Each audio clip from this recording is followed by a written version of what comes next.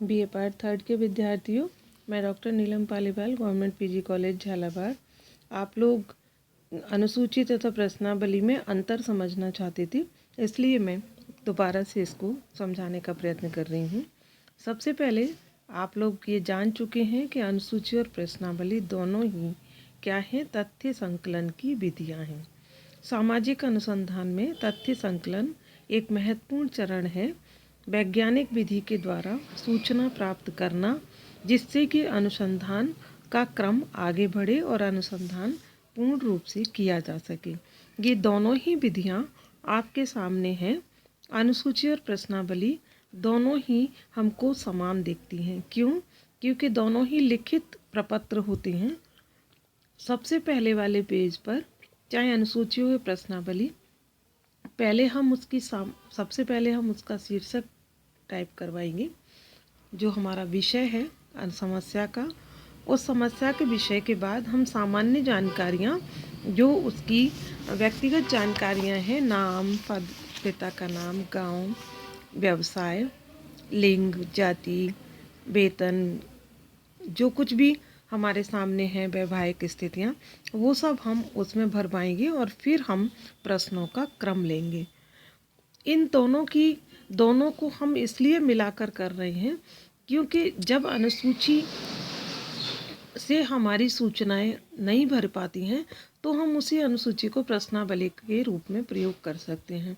और प्रश्नावली दोनों का जो महत्वपूर्ण अंतर है आपके सामने कि एक तो शोधकर्ता स्वयं भरता या भरवाता है।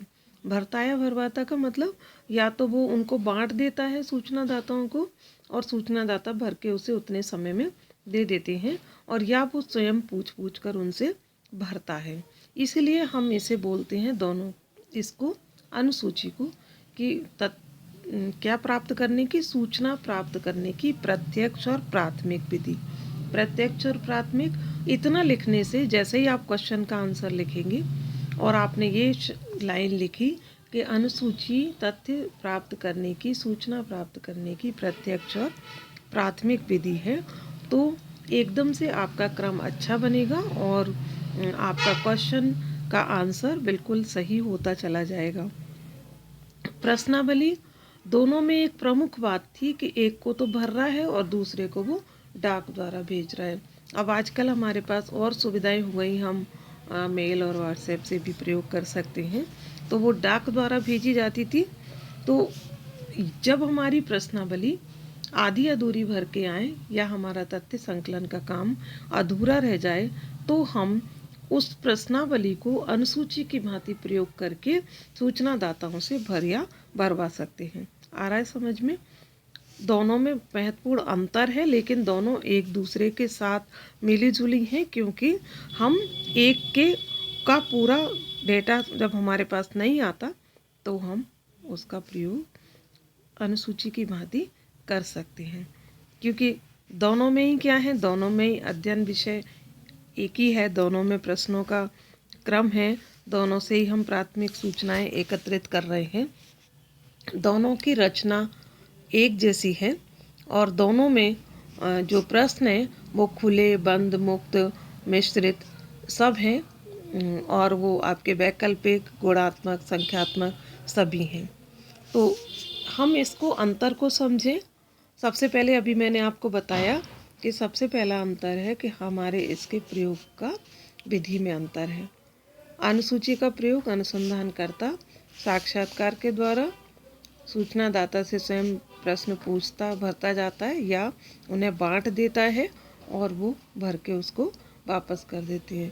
प्रश्नावलियों में सूचनादाताओं के पास डाक से भेजा जाता है और वो डाक से ही लौटाई जाती हैं, और उसमें हम अनुगामी और सहगामी पत्र का प्रयोग करते हैं। अगले चरण में मैं आपको दोबारा अनुगामी और सहगामी पत्र लिखना और वो बता दूंगी। अनुसूची को भरने के लिए अनुसंधानकर्ता सूचनादाताओं से प्रत्यक्ष संपर्क करता है, जबकि प्रश्नावली में आमने सामने वो नहीं है।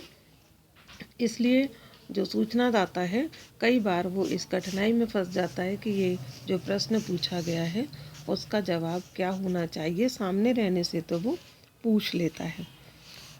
अनुसूची का प्रयोग हम एक सीमित क्षेत्र में ही कर सकते हैं, क्योंकि जितने लोगों तक हमारी पहुंच हो या हम जा सकते हैं। और प्रश्नावली हम दूर दराज बैठे कहीं पर भी किसी भी विस्तृत क्षेत्र में भी इसका प्रयोग कर सकते हैं। अनुसंधानकर्ता क्योंकि पूछ कर रहा है, इसलिए आपको बताया कि यदि कोई समस्या है प्रश्न में या समझ में नहीं आ रहा है तो वो अपनी उस त्रुटि का समाधान भी कर सकता है। अनुसूची द्वारा प्राप्त सूचनाएं गहन, विस्तृत, विश्वसनीय होती हैं। क्यों?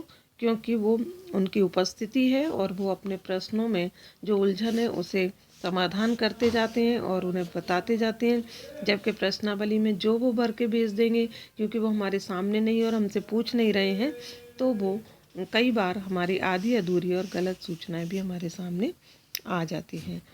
तो दूसरी जो ऊपर जो प्रमुख बात बताई आपको डाक द्वारा और भरने की, ऐसे ही इसमें एक प्रमुख अंतर ये भी है कि क्योंकि वो स्वयं भर रहा है सूचनादाता, तो इसमें शिक्षित और अशिक्षित सभी प्रकार के सूचनादाता इसको भर सकते हैं। वो उसे पढ़ना नहीं आता तो हम पूछ के भर सकते हैं, लेकिन प्रश्नावली केवल वही भर पाएगा जो शिक्षित होगा। शिक्षित लोगों के लिए ही प्रयोग में आई जा रही हैं।